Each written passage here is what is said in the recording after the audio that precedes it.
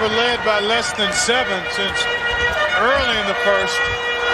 Now they do for the first time in a while. Off the pick, Kobe trying to get home, and on the follow-away puts the leg.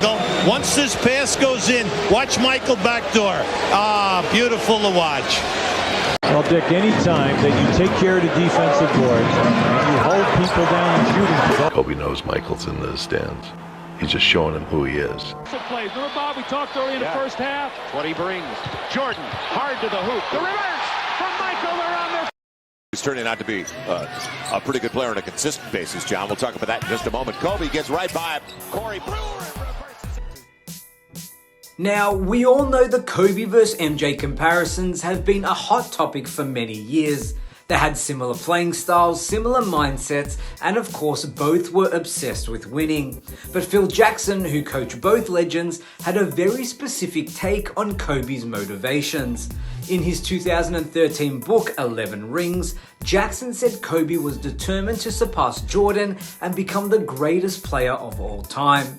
He even went as far as saying that Kobe mastered many of Jordan's moves, and that his obsession with MJ was undeniable. But when Kobe was asked about Phil's comments, the Black Mamba had a different take. He outright denied that he was obsessed with passing MJ, calling it a myth.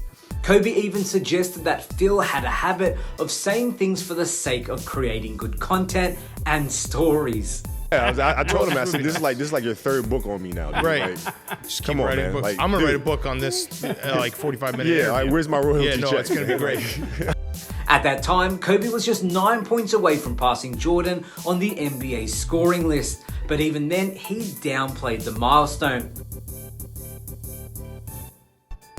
For Kobe, it was all about the journey, not about passing anyone for accolades. He said, and I quote, "It's really not a big deal to say I passed him for something like that. The true beauty is in the journey." That's classic Kobe, always focused on the process, not just the numbers. So was Kobe really being modest, or was he just tired of the endless comparisons to MJ? Well, even though Kobe denied Phil's claims, there were plenty of signs that he was indeed driven to match, if not surpass, Jordan's legacy. Over the years, several of Kobe's former teammates shared stories that suggested Kobe was indeed fixated on being better than Jordan. Brian Shaw, for example, recalled how Kobe worked relentlessly to strengthen his hands, something he thought would help him match MJ's ability to palm the ball. Shaw's comment reinforced the idea that Kobe was always trying to close the gap, even in the smallest ways. Then there's Metta World Peace, who provided what might be the clearest example of Kobe's obsession. After Kobe won his 5th championship, Metta noticed how bad Kobe wanted that 6th ring to match Jordan. In the 2011 playoffs, Kobe's hunger for another title was so intense that Metta believed it actually worked against the team. He said, and I quote, "Kobe wanted it too much." That playoff series loss to the Mavericks still stings for Lakers fans, but it shows just how high Kobe set the bar for himself. At the end of the day, whether Kobe was obsessed with surpassing Jordan or not is up for debate. But what we can't deny is that Kobe Bryant was one of the most competitive athletes we have ever seen. He may have shut down Phil Jackson's claims publicly, but his actions on the court and the stories from those who knew him suggest that Kobe took the comparisons to MJ very seriously.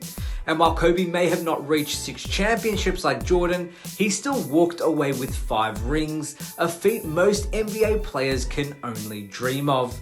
Whether or not he was chasing Jordan, Kobe's legacy stands on its own.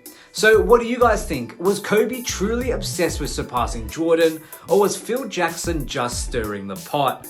Let me know your thoughts in the comments below, and if you enjoyed this video, don't forget to like, share and subscribe for more upcoming videos and NBA content. My name is Damian Peters. As always, thank you so much for watching, and I will see you next time.